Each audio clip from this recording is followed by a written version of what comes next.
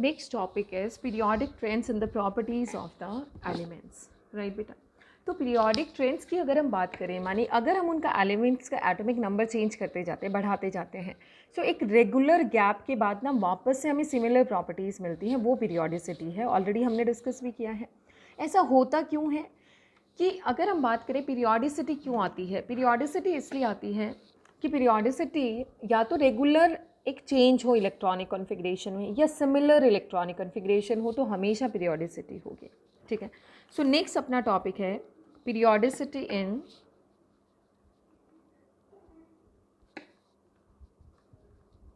In the properties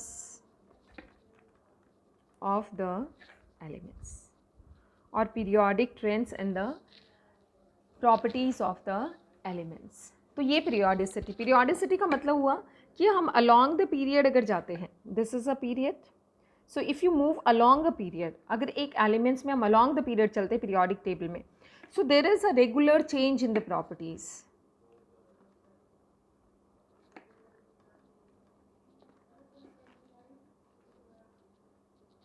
right बेटा, there is a regular change in the properties.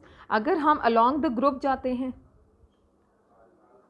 Along the group, तो देखो period का मतलब हुआ लेफ्ट टू राइट, ग्रुप का मतलब हुआ टॉप टू बॉटम। इस चीज़ का ध्यान रखिएगा। अगर कोई बोलता है लेफ्ट टू राइट, इसका मतलब हम कहाँ जा रहे हैं, this is left to right. ये पीरियोडिक टेबल है, देखिए लेफ्ट टू राइट का मतलब हुआ along the period, top to bottom का मतलब क्या है बेटा, टॉप टू बॉटम का मतलब हुआ अलोंग द ग्रुप। तो जब भी हम बात करते हैं अलोंग द पीरियड या अलोंग द ग्रुप की, तो there is always a regular change in the property. तो रेगुलर चेंज क्यों है, आइदर सम, मानी रेगुलर चेंज का मतलब जैसे साइज़ है, तो इधर से इधर जाएंगे तो बढ़ेगा या कम होगा, इधर से इधर जाएंगे तो या तो बढ़ेगा या कम होगा। तो ऐसे रेगुलर चेंज क्यों आता है, सो रेगुलर चेंज आना तो पीरियोडिसिटी है। आता क्यों है, क्योंकि अलोंग द पीरियड तो हर बार इलेक्ट्रॉनिक कॉन्फ़िगरेशन में एक एडिशन होता है, और along the group they have similar electronic configuration, right बेटा। सो हमें यहाँ पे जो रेगुलरिटी मिलती है, regular change in the properties, इधर भी और इधर भी क्या है, regular change in the properties.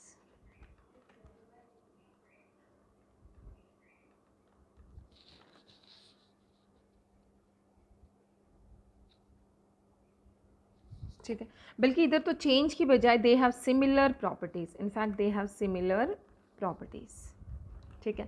तो ये दोनों चीज़ें क्यों होती हैं, so along the period why they have regular change in the properties, so why a regular change in properties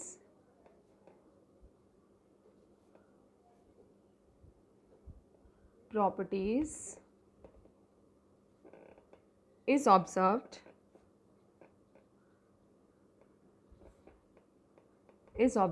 along the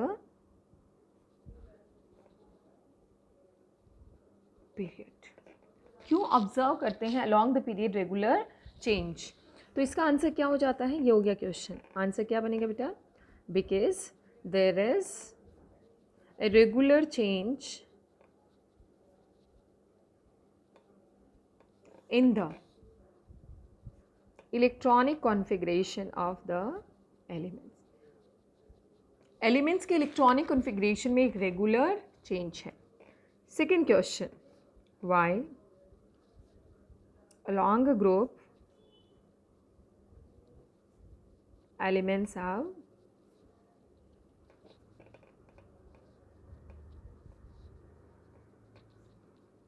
similar properties। क्यों होता है ऐसा, आंसर क्या आ जाता है, because their outermost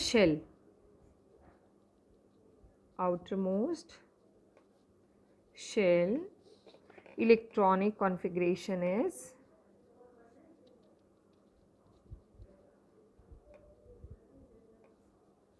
similar। Same तो नहीं कह सकते, क्योंकि एक का जैसे लिथियम का आउटमोस्ट शेल है 2s1, सोडियम का है 3s1, एस में 1 ही है लेकिन उनका प्रिंसिपल क्वांटम नंबर तो चेंज हो रहा है।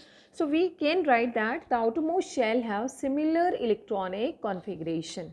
क्लियर हो गया बेटा, और same number of electrons in the outermost shell. Outermost shell में उनके क्या है, सेम नंबर ऑफ इलेक्ट्रॉन्स है। तो ये रीज़न होता है पीरियोडिसिटी का। अब बात आती है हम किन किन फिजिकल प्रॉपर्टीज़ के ट्रेंड्स पढ़ेंगे। So next is trends in physical properties. ठीक है, पहला है जैसे atomic size, atomic size. Second है आयोनाइजेशन एंथैल्पी, आयोनाइजेशन एंथैल्पी। ठीक है, थर्ड हो जाता है आपका इलेक्ट्रॉन गेन एंथैल्पी। काफ़ी टर्म्स तो आपको बहुत सुनी सुनी लग रही है यहाँ पे। Electron gain enthalpy, delta H E G, electron gain enthalpy. Fourth one is electronegativity, electronegativity. मैं इसको अक्सर ऐसे लिख देती हूँ, इलेक्ट्रोनेगेटिविटी। ठीक है बेटा। And next one is valency. ऐसा नहीं है कि हम यूनिट को इतना ही डिस्कस करेंगे, beyond that also will talk about lot of things. बहुत ज़्यादा चीज़ें हम डिस्कस करेंगे, पेनिट्रेशन, शील्डिंग, बहुत सारी चीज़ें डिस्कस करेंगे, राइट। सो हम स्टार्ट करते हैं ट्रेंड्स एंड फिजिकल प्रॉपर्टीज़। उससे पहले मैं आपको एक कॉन्सेप्ट बताना चाहूँगी, मैटर्स एंड नॉन मैटर्स क्या होते हैं। मैटर्स, नॉन मैटर्स और मेटालॉइड्स आप 10th क्लास में बहुत अच्छे से पढ़ के आते हैं। मेटल्स में क्या होता है बेटा, इसको आप समझ ही लीजिए सिंपल सा। मेटल्स में क्या होते हैं, बहुत सारे जो एटम्स होते हैं वो क्लोजली पैक्ड होते हैं। तो उन एटम्स के इलेक्ट्रॉन्स तो निकल जाते हैं उनसे। तो ऐसे लगता है कि जैसे ये एक न्यूक्लियस है, माने एक एटम है, उसका आउटरमोस्ट शेल का इलेक्ट्रॉन निकल गया, तो इलेक्ट्रॉन्स अलग घूम रहे हैं और ये पेरेंट्स की तरह ये एटम्स अलग हैं। बट इनका जो साइमल्टेनियस अट्रैक्शन है उसको बोला जाता है मेटालिक बॉन्ड।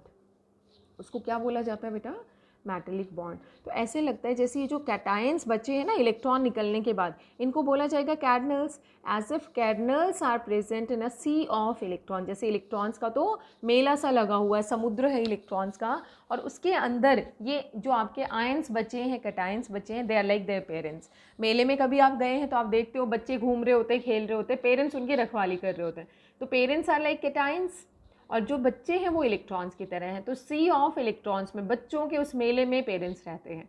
ऐसे ही सी ऑफ इलेक्ट्रॉन्स में क्या प्रेजेंट होता है बेटा, ये एटम आयंस प्रेजेंट होते हैं। इनका जो साइमल्टेनियस अट्रैक्शन होता है उसको बोलते हैं मेटालिक बॉन्ड। ठीक है, तो हमारा सबसे पहला टॉपिक है एटॉमिक साइज। एटॉमिक साइज में हम कैसे ट्रेंड्स देखेंगे। ठीक है, तो पहले तो हमें एटॉमिक साइज का ही कॉन्सेप्ट समझना चाहिए। क्या होता है किसी भी एटम का एटॉमिक साइज। ठीक है, एटॉमिक साइज को हम क्या बोल सकते हैं, द डिस्टेंस बिटवीन, मान लीजिए कोई एटम है, ये न्यूक्लियस का सेंटर है, तो इस न्यूक्लियस के सेंटर से लेके आउटरमोस्ट शेल के इलेक्ट्रॉन तक का जो डिस्टेंस है इसको हम बोलते हैं atomic size, radius, atomic radius. ठीक है, so the distance between centre of nucleus and centre of nucleus से लेके आउटरमोस्ट शेल तक, outermost shell having electrons is called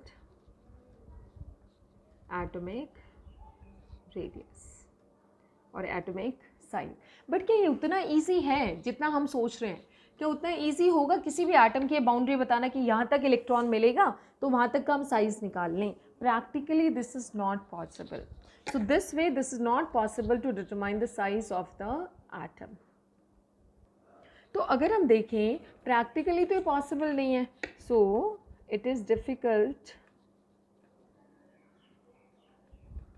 to determine atomic size like this. क्यों? पहला, not possible to draw the exact boundary, हमें नहीं पता कहाँ तक इलेक्ट्रॉन मिलेगा, हम एक पॉसिबिलिटी बताते हैं, प्रॉबेबिलिटी बताते हैं यहाँ तक इलेक्ट्रॉन मिल सकता है। So first thing is not possible to draw a clear boundary of outermost shell. उसकी बाउंड्री बताना बहुत मुश्किल है। सेकेंड, एटम्स जो है वो आइसोलेटेड मतलब अकेले रहते कहाँ हैं। अगर मान लो कोई मेटल है तो मेटलिक बॉन्ड सारे एटम्स एक साथ हैं। कोई मॉलिक्यूल की फॉर्म में एग्जिस्ट करता है, जैसे Cl2 है, Cl2 है, H2 है, तो वो उस केस में वो एक मॉलिक्यूल की फॉर्म में है, तो वहाँ पे भी अकेला नहीं है। तो ऐसे केस में एटम का आइसोलेटेड फॉर्म मानी आइसोलेट करना एटम को बहुत ज़्यादा मुश्किल है। So it is difficult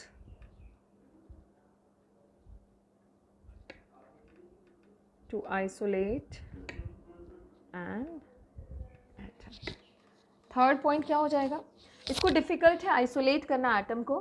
third point क्या हो जाएगा बेटा, कि कोई भी एटम का बॉन्डिंग स्टेट उसका साइज को इफेक्ट करेगा। So bonding state of an atom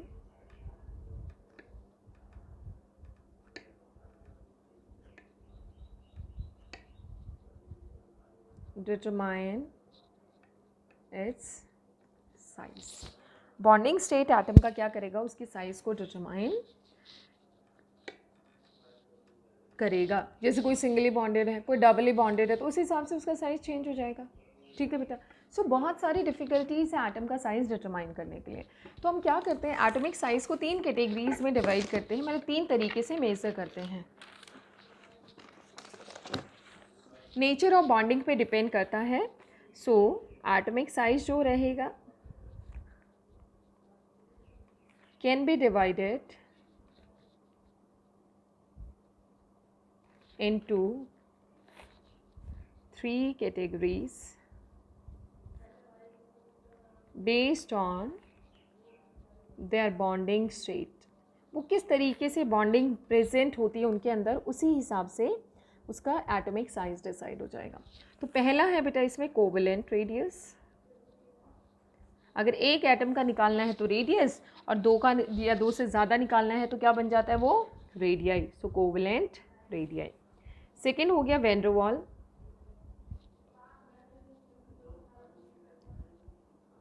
radii. Third हो गया है कोवेलेंट, हो गया वैन डर वाल हो गया, और मेटालिक रेडियस।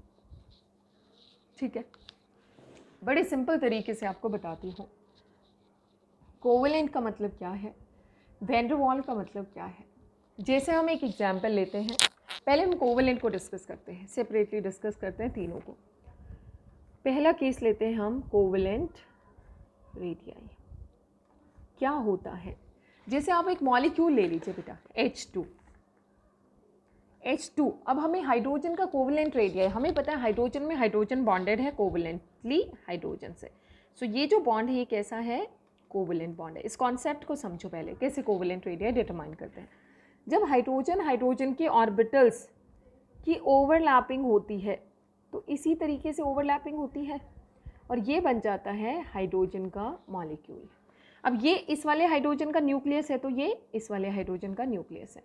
इनके बीच का जो डिस्टेंस है, ये वाला जो डिस्टेंस है, इसको अगर हम हाफ कर देंगे तो वहाँ से हमें मिलेगी इसके कोवेलेंट रेडियस। जैसे ये हो गया इसका डिस्टेंस, तो ये मान लीजिए AB डिस्टेंस है। सो इसमें कोवेलेंट रेडियस RC क्या होगा हाइड्रोजन का, AB डिवाइडेड बाय 2। AB को हम कितने से डिवाइड कर देंगे बेटा, 2 से। तो कैसे डिसाइड करेंगे कोवेलेंट रेडियस को, कोवेलेंट रेडियस हो गया है R, कोवेलेंट सिंबल हो गया इसका, this is half of internuclear, half of the internuclear distance between two covalently bonded atoms। दो कोवेलेंटली बॉन्डेड एटम्स के बीच का जो डिस्टेंस है उसका हाफ अगर हम कर देते तो हमें क्या मिलता है, वहाँ से हमें उसका कोवेलेंट रेडियस मिलता है। ठीक है बेटा। तो जैसे हाइड्रोजन का ही केस लेते हैं, ये जो AB डिस्टेंस है ना, हाइड्रोजन के केस में देखो AB डिस्टेंस आया है, अगर AB का मेजर लेते हैं, this comes out to be 74 picometre. कितना आता है ये, 74 पिकोमीटर। तो इसका मतलब कोवेलेंट रेडियस ऑफ हाइड्रोजन का कोवेलेंट रेडियस कितना आ गया बेटा, 74 divided by 2, that means 37 picometre. So hydrogen का कोवेलेंट रेडियस कितना आ गया है, 37 पिकोमीटर। ऐसे ही सपोज करिए हम बात करते हैं क्लोरीन की। जैसे फॉर एग्जाम्पल Cl2 मॉलिक्यूल हमने ले लिया है। तो अगर हम Cl2 मॉलिक्यूल की बात करते हैं तो Cl2 मॉलिक्यूल में भी क्या है, कोवलेंटली बॉन्डेड है, और उसका अगर हम साइज निकालते हैं तो क्या रहेगा, अगर Cl2 का मॉलिक्यूल हम लेते हैं, so this is 1 chlorine and this is second chlorine, ये इनका इंटरन्यूक्लियर डिस्टेंस है, लेट्स से PQ। तो R कोवलेंट क्लोरीन का कितना आएगा, Cl2 का PQ डिवाइडेड बाय 2, दोनों के बीच का जो डिस्टेंस है उसको हम कितने से डिवाइड कर देते हैं, 2 से डिवाइड कर देते हैं, और ये जो बॉन्ड लेंथ आता है ये 198 पिकोमीटर आता है। सो 198 डिवाइडेड बाय 2 कितना आ गया बेटा, 99 पिकोमीटर। अब आप देख सकते हैं हाइड्रोजन क्लोरीन से कितना छोटा है। So R covalent for hydrogen कितना आया, 37 picometre. R covalent for chlorine कितना आ गया है, 99 पिकोमीटर। क्लियर बेटा। तो इस तरीके से हम क्या डिटरमाइन कर सकते हैं, क्या मेज़र कर सकते हैं, कोवलेंट रेडियाई मेज़र कर सकते हैं। ठीक है, नेक्स्ट आपका है वैन डर वाल्स रेडियाई। तो ये हो गया कोवलेंट। इस चीज़ का ध्यान रखना, अगर ये दोनों एटम्स अलग अलग होते तो ये ऐसे लिखे जाते, पर इनका कुछ एरिया कॉमन होने की वजह से इनका साइज़ थोड़ा छोटा हो गया, तो दिस इज़ कोवलेंट रेडियस। अब हम बात करते हैं second one which is van der Waal radii.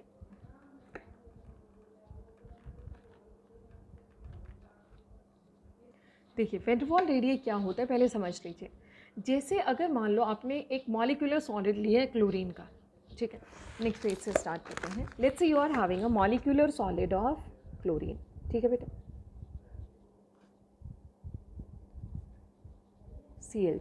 Cl2 का कोई मॉलिक्यूलर सॉलिड है, ठीक है। तो मॉलिक्यूलर सॉलिड होने का मतलब हुआ कि आपको पता है कि हर क्लोरीन Cl2 की फॉर्म में एग्जिस्ट कर रहा है। Let's say this is 1 chlorine molecule. अब सॉलिड है तो डेफिनेटली मॉलिक्यूल्स क्लोज है। This is second chlorine molecule, this is third chlorine molecule. तो देखो ये Cl2 है, ये भी Cl2 है, ये भी Cl2 है। अगर ये ऐसे स्टेट में होता तो दूर दूर होते, बट क्योंकि ये मॉलिक्यूलर सॉलिड है, ये किस स्टेट में है, सॉलिड स्टेट में है। तो एक मॉलिक्यूल के एटम के सेंटर से लेके, एक मॉलिक्यूल के एक एटम के सेंटर से लेके दूसरे मॉलिक्यूल के एटम के सेंटर तक का जो डिस्टेंस है, ये वाला डिस्टेंस। वैन डर वाल कोवलेंट में हमने क्या मेज़र किया था बेटा, कोवलेंट की बात करें तो हमने देखो ये वाला मेज़र किया था, ये डिस्टेंस, दिस इज़ कोवलेंट, ठीक है। या यहाँ पे देखें तो दिस इज़ कोवलेंट, ठीक है। हम यहाँ पे क्या मेज़र कर रहे हैं, इस एटम के सेंटर से, मानी दो मॉलिक्यूल्स हैं अलग अलग, तो एक मॉलिक्यूल के एक एटम के सेंटर से लेके दूसरे मॉलिक्यूल का एक एटम के सेंटर के बीच का जो डिस्टेंस है, अगर उसका हम हाफ कर दें तो वो वैन डर वाल रेडियाई है। If this is let's say A, this is B, तो आपका जो ए बी बाई 2 आएगा, that is your R van der Waal, मानी वैन डर वाल रेडियाई बोली जाएगी। किसकी बोली जाएगी, क्योंकि हम क्लोरीन की बात कर रहे हैं तो क्लोरीन की बोली जाएगी। क्लियर हो गया। अब आप खुद सोचो, यहाँ पे हमने इन दो के बीच का डिस्टेंस लिया है, और अगर ये कोवलेंट होता तो इनका कुछ एरिया कॉमन होता। तो ए बी तो ये हो गया, और एम ये मान लो आपका है सी, तो आर कोवलेंट क्या हो गया बेटा, आर कोवलेंट फॉर क्लोरीन कितना आ गया है, Ca/2, कितना आ गया बेटा, Ca/2। क्लियर हो गया। सो जो हाइड्रोजन का कोवलेंट रेडियस आता है, सॉरी इसका क्लोरीन का जो कोवलेंट रेडियस आया था वो हमने पहले भी देखा था, that came out to be 99 picometre, और आपको पता है ये कितना 180 पिकोमीटर आता है, यानी कि R covalent is much smaller than R van der Waal. Clear हो गया। वैन डर वाल में तो हम ये डिस्टेंस ऐसे देखते हैं, देखो ये ऐसे डिस्टेंस हम मेज़र करते हैं किसमें, वैन डर वाल में। तो ये जो रेडियस आएगा, क्योंकि ये दूसरे से इधर कोवलेंटली बॉन्डेड है, ऐसे थोड़ा सा दूर होएगा, तो this is are van der वाल, ठीक है। और कोवलेंट में हम कैसे मेज़र करते हैं बेटा, ऐसे। तो ये क्या है, इसका हाफ करेंगे तो आर कोवलेंट, तो डिफरेंस तो ऑटोमेटिकली आएगा। तो कोवलेंट जो रेडियस होता है वो हमेशा किससे छोटा होता है, वैन डर वाल रेडियस से छोटा होता है। क्लियर हो गया। तो यहाँ से हमने ये देख लिया है कोवलेंट रेडियस का केस, कि कोवलेंट रेडियस जो होता है वो वैन डर वाल रेडियस से छोटा होता है। नेक्स्ट आता है आपका हाइड्रोजन का केस ले लो, r covalent for hydrogen. Hydrogen की अगर हम बात करें, हाइड्रोजन में कोवलेंट रेडियस क्या था बेटा, 37 पिकोमीटर। कितना था, 37 पिकोमीटर। और इसका जो वैन डर वाल रेडियस है वो कितना है, van der Waal radius comes out to be 120 picometre. आप सोच सकते हैं कितना डिफरेंस है। तो कोवेलेंट रेडियस हमेशा छोटा होता है वैन डर वाल रेडियस से। नेक्स्ट आता है metallic radii. Metallic radii, metallic radius में क्या होता है, हमें पता है कि जो मेटल्स होते हैं वो इस तरीके से अरेंज्ड होते हैं, क्लोजली पैक्ड होते हैं, उनके साथ सबके न्यूक्लियर मानी एटम्स इस तरीके से। तो सपोज करिए कॉपर क्रिस्टल है, क्रिस्टल का मतलब कॉपर का मेटालिक सॉलिड है, तो इसके दो एटम्स के सेंटर्स के बीच के डिस्टेंस को हम हाफ कर देंगे तो क्या आएगा, मेटालिक रेडियस। ठीक है, so this is half of the distance of the centers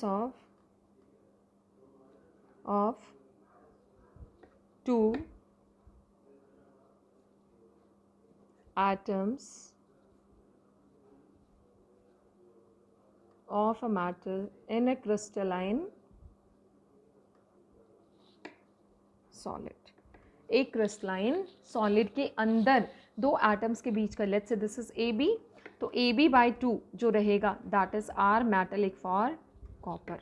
ठीक है बेटा, ये इसका मेटालिक रेडियाई आएगा। तो ये डिस्टेंस अगर कॉपर का केस हम लेते हैं तो कॉपर के केस में ये डिस्टेंस आता है बेटा 256 पिकोमीटर। 256 डिवाइडेड बाय 2 कितना आ गया, 128 पिकोमीटर। तो कॉपर का मेटालिक रेडियस क्या आता है, 128। अब आप खुद सोचिए, जब हमने कोवेलेंट रेडियस मेजर की थी, covalent radius was this, van der Waal radius was this, और मेटालिक रेडियस वाज दिस। तो देखो ये तो कोवेलेंट रेडियस मेजर की थी ऐसे, ये हमने वैन डर वाल मेजर की, एंड दिस इज मेटालिक। ठीक है, तो सबसे बड़ा कौन आया इनमें से, वैन डर वाल। तो अगर हम देखें इनका ट्रेंड क्या रहेगा, सबसे बड़ा है आर वैन डर वाल, उसके बाद है आर मेटालिक, और उसके बाद है आपका आर कोवेलेंट। तो सबसे छोटा है कोवेलेंट, बीच का है मेटालिक, और सबसे बड़ा है वैन डर वाल। अब हम डिस्कस करेंगे इसके ट्रेंड्स। तो एटॉमिक साइज हमने डिस्कस कर लिया, कितने साइज कितने टाइप का है, क्या है, कैसे मेज़र करना है। अब हम डिस्कस करेंगे इसके ट्रेंड्स क्या होते हैं, थोड़ा सा हम आयनिक रेडियस के बारे में डिस्कस करेंगे।